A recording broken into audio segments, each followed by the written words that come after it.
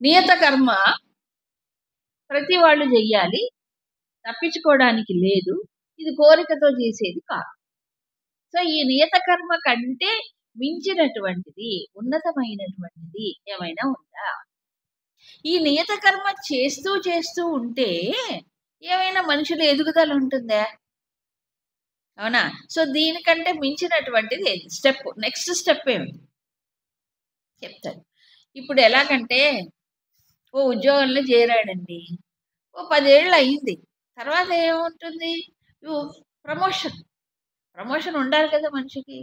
అలాగా నియత కర్మ చేస్తే నేను దానికంటే గొప్ప స్థితిని ఏం పొందుతాను?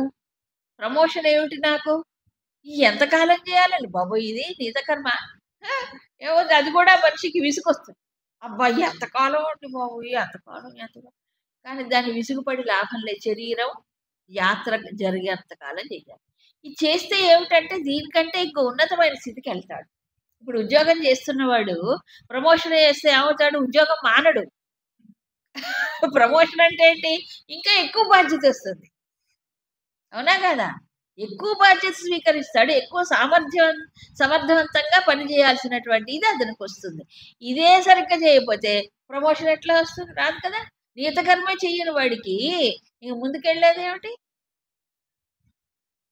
అలాంటిది ఏమిటది ప్రమోషన్? యజ్ఞార్థాత్ కర్మణోన్యత్ర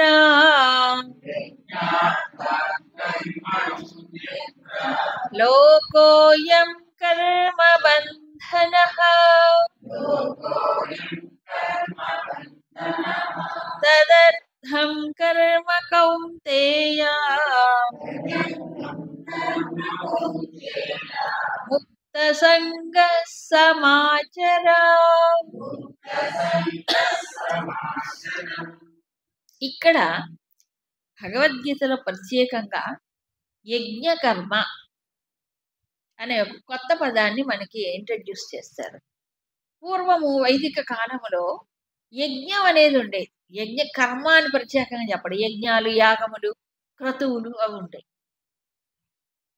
ఈ యజ్ఞ కర్మ అనేటువంటిది ఇందాక నియత కర్మ అన్నాడు కదా, ఇప్పుడు యజ్ఞ కర్మ అంటున్నాడు. సో నియత కర్మ కంటే యజ్ఞ కర్మ ఉత్తమమైనది. ఏ విధంగా? యజ్ఞార్థాత్ కర్మణ, యజ్ఞ కోసం, యజ్ఞ భావనతో చేసేటువంటి కర్మల అంటే అన్యత్ర వేరొక కర్మ ఏదైతే ఉందో అది అయం లోక కర్మబంధన. ఈ లోకమంతా కూడా ఈ యజ్ఞ కర్మల కంటే అన్యమైనటువంటి కర్మలు ఏది చేసినా దానితో ఏమవుతున్నాడు? మనిషి బంధింపబడుతున్నాడు. యజ్ఞకర్మ బంధించదు అని అర్థం. తదర్థం, తదర్థం అంటే యజ్ఞార్థం. కర్మ కౌంతే, కర్మ సమాచార. ఆ యజ్ఞం కోసం నువ్వు కర్మను చెయ్యి. ఎలా చేయాలి? ముక్త సంగ, సంఘభావము లేకుండా ఆ యజ్ఞార్థము, యజ్ఞం కోసం నువ్వు కర్మను చెయ్యి. బాగా చెయ్యి. సమాచార, సమ్యక్ ఆచర. బాగా చెయ్యి, పర్ఫెక్ట్గా చెయ్యి. దేనికోసం? యజ్ఞం కోసం. అబ్బా ఇదే ఆ రోజుల్లో చెప్పారు మహాభారతంలో, ఇప్పుడు కుదరదండి బాబు. ఇప్పుడు యజ్ఞాలే చేస్తాం. సో యజ్ఞం అంటే చాలా మందికి వైదిక కర్మయే యజ్ఞం అనుకుంటున్నారు. ఆ రోజుల్లో వైదిక కర్మలు మరి ఈ 3 వర్ణాలు వాళ్ళు చేసేవాడు. అది తప్పనిసరిగా చేయవలసినవి, అప్పుడప్పుడు చేయవలసినవి ఉన్నాయి. కాబట్టి యజ్ఞకర్మ అంటే అది. ఇప్పుడు రాబోయే కలియుగంలో మానవుల కోసం కదా కృష్ణుడు చెప్పాడు. సో ఇప్పుడు ఎలా అర్థం చేసుకోవాలి? దీనికి గురుదేవులు చాలా చక్కగా ఇంటర్ప్రిటేషన్ ఇస్తారు, చాలా స్పష్టంగా. అసలు యజ్ఞ అనే కాన్సెప్ట్ వైదిక యుగములో దానికి మూలమే. ఒక ఋషి కానీ, ఒక మహారాజు కానీ ఒక యజ్ఞం చేశారు అని అంటే దానికి మూలం ఏమిటి? ఉద్దేశ్యం ఏమిటి? కామ్యకర్మ కాదు అది. కామ్యకర్మలు ఈ యజ్ఞ కర్మ కిందికి రావు, అవి కామ్యకర్మలని అంటారు వాటి. సో మహారాజులు ఆ రోజుల్లో యజ్ఞాలు చేసేవాడు. ప్లస్ ఒక రాజు అయిన తర్వాత తప్పనిసరిగా యజ్ఞాలు చెయ్యాలని కండిషన్ ఉండేది ఆ రోజుల్లో. కదా. అలాగే అరణ్యాల్లో ఉండేటువంటి ఋషులు కానీ, అలాగే గృహస్థులు కానీ కొన్ని కొన్ని ఉండే. ఎందుకు యజ్ఞం అని అంటే, ఈ యజ్ఞం అనేది నిజానికి సమష్టి శ్రేయస్సు కోసం ఆచరింపబడేది. అయితే రాజు ఎందుకు చేయాలి? రాజు సమష్టి కోసం చేయాలి కదా, ప్రజలందరూ బాగుండాలి కదా, అవునా కాదా? సో అందరూ బాగుండాలంటే అందరి కోసం ఓ పని చేయాలి. సో యజ్ఞం యొక్క ముఖ్య ఉద్దేశం ఏంటంటే సమిష్టి శ్రేయస్సు. సమష్టి శ్రేయస్సు అందరి మేలు కోసం, అందరి బాగు కోసం చేసేది యజ్ఞం. అయితే అందరి బాగు కోసం అందరి కోసం చేయాలి కదా, నేనెందుకు కష్టపడాలి అనుకో. అందరి కోసం చేసే పని ఎలా చేయాలి? సమాచార బాగా చేయి. ఇప్పుడు విచిత్రం ఏంటంటే సామాన్య మానవుడు ఎప్పుడు కూడా డిజైర్ ప్రాంప్టెడ్ యాక్షన్, అదే మోటివేషన్ ఉంటుంది. ఒక కర్మకి మోటివేషన్ సామాన్యుడికి ఎలా వస్తుందంటే, ఈ కోరిక నీకు తీరుతుంది, ఇంత ప్రయోజనం వస్తుందంటే వాడు ఆనందంగా చేస్తాడు, నీకు లాభం వస్తుందంటే. నువ్వు అందరి కోసం చెయ్యి అంటే నాకేం పట్టిందంట, అవునా కాదు. కాబట్టి సో యజ్ఞం అనే కాన్సెప్ట్ దాంట్లో మూలం ఏమిటంటే సమిష్టి కోసం, సమిష్టి శ్రేయస్సు కోసం, 10 మంది బాగుండాలని ఒక మంచి ప్రేరణతో, సంకల్పంతో చేసేదే యజ్ఞం. ఈ సమిష్టి కోసం చేసే దాంట్లో మరి ఎవరెవరు చేయాలి? నువ్వు చేసేది సక్రమంగా చేయి, బాగా చేయి. వాళ్ళతో సరిగ్గా చేయట్లేదు, నేనెందుకు చేయాలండి అనుకో. ఇదే ఉంటుంది మనిషికి. వాడిని చూసి వీళ్ళని చూసి నాకే పట్టిన, వాడు చేయకపోతే వాడి కర్మ, నువ్వు చెయ్యి, అవునా. ఇప్పుడు చూడండి, ఇప్పుడు మన జాతి ఎందుకు ప్రగతి పథంలో పోవట్లేదంటే, అందరూ తమకు స్వలాభంతో చేసే కర్మ అయితే బాగా చేస్తారు, పడి చేస్తారు. ఎందుకంటే ఏమంటారు, ఎక్స్ట్రా వస్తుంది కదా అని. నువ్వు 10 మంది కోసం చెయ్యి అంటే వాడికి ఇన్స్పిరేషనే రాదు, నాకేం వస్తుంది అనుకుంటాడు. కాదు, యజ్ఞకర్మ అంటే అది. సో 10 మంది కోసం చేస్తే, వాడి శ్రేయస్సు కోసం చేస్తే దాంట్లో నీ శ్రేయస్సు కూడా ఉంటుంది. సో సమిష్టి శ్రేయస్సులో వెష్టి శ్రేయస్సు ఉండి తీరుతుంది. కాకపోతే దృష్టి ఏమవుతుంది? సమిష్టి కోసం చేసినప్పుడు ఎక్స్పాండ్ అవుతుంది, విశాలము. ఒక మహారాజు అలాంటి యజ్ఞాలు చేసేవాడు. ఒక బ్రాహ్మణుడు ఉండాలంటే లోక కళ్యాణం కోసం చేసేవాడు ఎప్పుడు. తన ఇంట్లో ఏదో చేసే నిత్యకర్మ కాదు ఇది, అవునా కాదు. ఇది కాన్సెప్ట్. ఏమిది? సమిష్టి శ్రేయస్సులో వెష్టి శ్రేయస్సు ఉంది. సమిష్టి కోసం తాను గనక తన వంతు బాగా ఆచరణ చేస్తే ఏం జరుగుతుంది? మనస్సు విశాలం అవుతుంది, కామ్యకర్మ కాదు.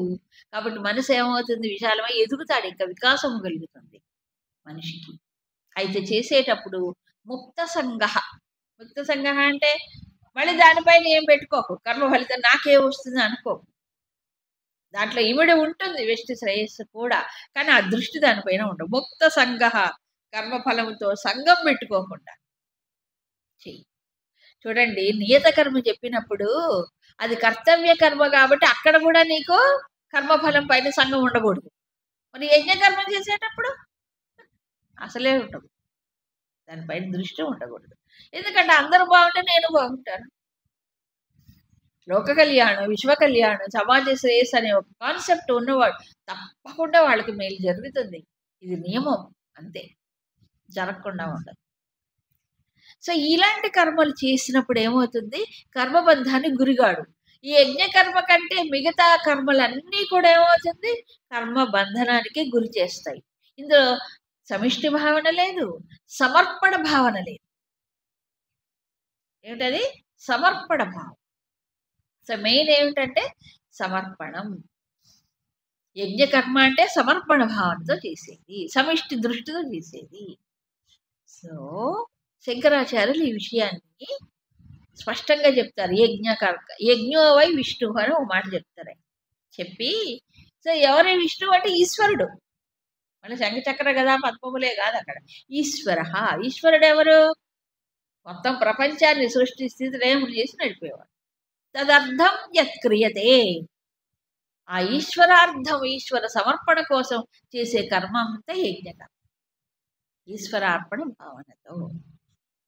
అవునా? మన రమణ భగవాన్ చెప్పింది ఏంటి? ఛయా ఈశ్వరార్పితం న ఇచ్ఛయా కృతం చిత్తశోధకం ముక్తి సాధకం. చాలా క్లియర్గా చెప్పాడు.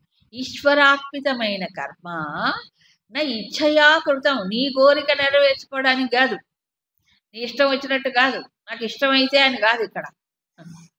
మరి నా ఇచ్ఛయా, కోరికతో చేసేది కాదు, ఈశ్వర అర్పణ బుద్ధితో చేసేది. సో ఇక్కడ సమర్పణ ముఖ్యం, సమర్పణ భావన ముఖ్యం. సో యజ్ఞకర్మ అంటే ఏంటి? ఇప్పుడు సమర్పణ భావనతో చేసేది. ఏం సమర్పణ? కర్మఫల సమర్పణ, కర్మ సమర్పణ, రెండు ఒకటే. అవునా? అది యజ్ఞం అవుతుంది. అందుకే మన పూజా విధానం కానీ, వ్రతములు కానీ, యజ్ఞములు ఏది చేసినా లాస్ట్ స్టెప్ ఏమిటి? ఏ తత్ఫలం శివార్పణమస్తు, కృష్ణార్పణమస్తు. ఏ తత్ఫలం? ఈ ఫలము ఎవరికి సమర్పిస్తున్నాను? ఈ భగవంతుడికి సమర్పిస్తున్నా. ఏ తత్ఫలం? అవునా? ఏమిటండి ముందు సంకల్పం చెప్పినప్పుడు ఏం చెప్పారు? అన్ని కోరికలే, పెద్దలు ఇష్టం చదివారు కదా.